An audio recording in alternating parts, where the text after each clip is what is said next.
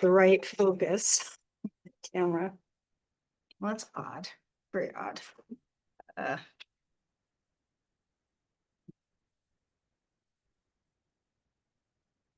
it's like too high.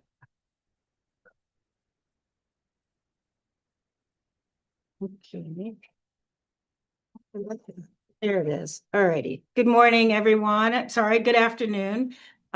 We are starting. Welcome to the last official meeting of the Baltimore City Senate delegation. I will bring us to order. Senator, I'm going to take roll here. Senator Ferguson. Okay, we have Senator Attar. Present. Okay, great. All righty. So what we're going to do is we have two items now. On the original agenda, we had HB 17, but it turns out that it is now in the exact stance as the Senate bill, so we don't need to amend to conform it. We just need to say that we agree to it. And then on the second one, Senator McCray is not here with a motion to amend. So why don't we instead have the discussion, which is a new item on the agenda. And this is a request we received late Friday about House Bill 1105, Statute of Limitations, civil suits to enforce local consumer protection laws. So originally this was a statewide bill. And so a member of our House delegation, Delegate Embry, requested that it be a local bill. So we'll take that up, and perhaps then we'll go back to the other two items. All right. Okay. All right. So Delegate Embry, would you please discuss HB 1105 and what your request is? Thank you so much, Madam Chair, and for everyone for hearing this so quickly. I really appreciate it. So very briefly, this bill is a city priority. It would allow extend the statute of limitations for local consumer protection actions. Currently, the default is 1 year for Baltimore City and for other jurisdictions without state action, and we're asking to expand it to 3 years. There's been a few points of contention. One was that it as drafted, the bill applied to criminal consumer protection actions as well. So in the House, we amended that out, so it's civil only. The second issue is when the statute of limitations starts, and we have used in the bill the discovery rule of known or reasonably should have known, which is identical to private civil actions.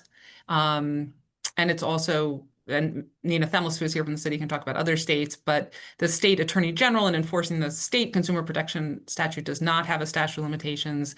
And the federal standard, when the CFPB still actually protected consumers, was just when it knew. So reasonably should have known is actually more generous than the federal standard, and certainly than the lack of a statute of limitations at the state level. So we did choose that very carefully, but it has been a point of contention. And then in the Senate hearing, which we had last week, some of the senators were just concerned about the different localities have different statutes of limitations. So maybe that they were worried about different standards, even though I think the standards are identical across the state, and the city's consumer protection ordinance is identical to the state. But that was expressed in the hearing. So based on the concerns, the Chamber of Commerce has said that if this were a local bill only, they would withdraw their opposition. And I know that in speaking with some of the senators on the committee, that would also alleviate their concerns. And so I had an amendment drafted, which I shared with you and plan to share with the committee. But didn't want to do that, obviously, without speaking to this delegation and making sure that you blessed it being, at least potentially, if the Senate votes, a local bill. So that's the process. And then the Senate version, Senate Bill 979, which Senator McCray was so kind to introduce, that is stuck in rules. I hope if there's movement, both will move, but I leave it to all of you. Thank you. Thank you. Just a question. SB 979 is the rules in the House or The Senate? It's in the Senate. Okay, so late file. Okay. All right then. Any questions about the bill or about it being a local bill?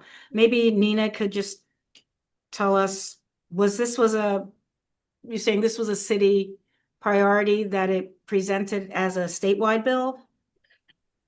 So the bill as introduced, it is one of the mayor's priorities. Sorry, good afternoon. Thank you, Madam Chair. It was a statewide bill because the statewide enabling legislation allows for local jurisdictions to establish a local consumer protections division. So currently, Baltimore City is one of 4 jurisdictions that have used that enabling legislation to create a local consumer protections division. So we introduced the bill as a statewide bill. We had consulted with the other jurisdictions who currently have local consumer protections divisions. We seem to be the only jurisdiction that is very adamant about wanting to make sure that we have an appropriate statute of limitations.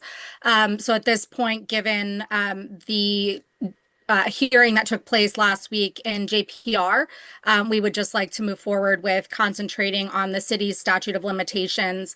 And if other jurisdictions in subsequent years want to approach their own statutes of limitation or recreate it as a statewide bill, we'd be more than happy to do so. But for the city's benefit and the benefit of our residents, we wanted to try and push forward with the bill this year as a local bill.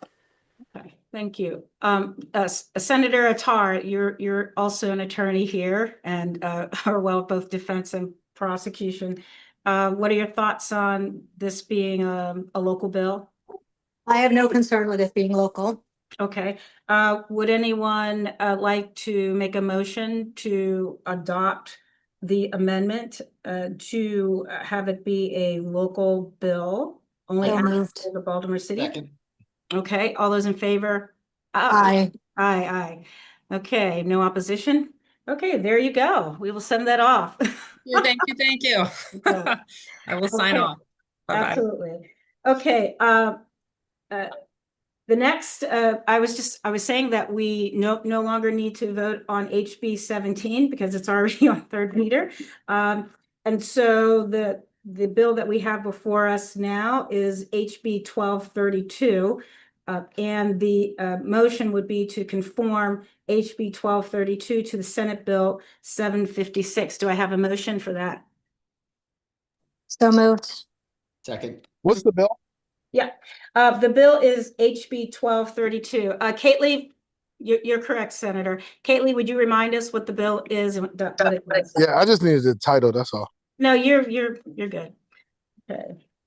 You want to hear it or no? Yeah, just real quick. Yeah, absolutely. So this is the payment in lieu of taxes bill. It was cross-filed with Senate Bill 756, and currently it was amended to be an emergency bill, and it included a 10-year sunset. And then on Friday, Ways and Means also added an amendment where it was going to fix the problem with the agreements that would have been basically, it would fix the issue with the agreements that they would remain in effect for the duration of the agreement versus when the bill sunsets. All right, so if we amend this bill to conform to the Senate bill, does it undo the fix?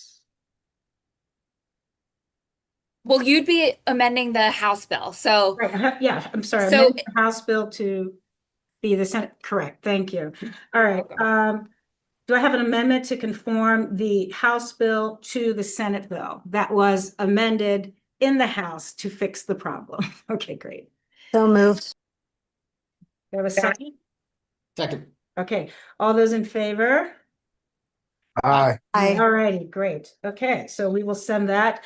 Okay, that's our business for today. Unless someone has any other issues, just note for the public that this is our last official meeting. There's only one more Monday left.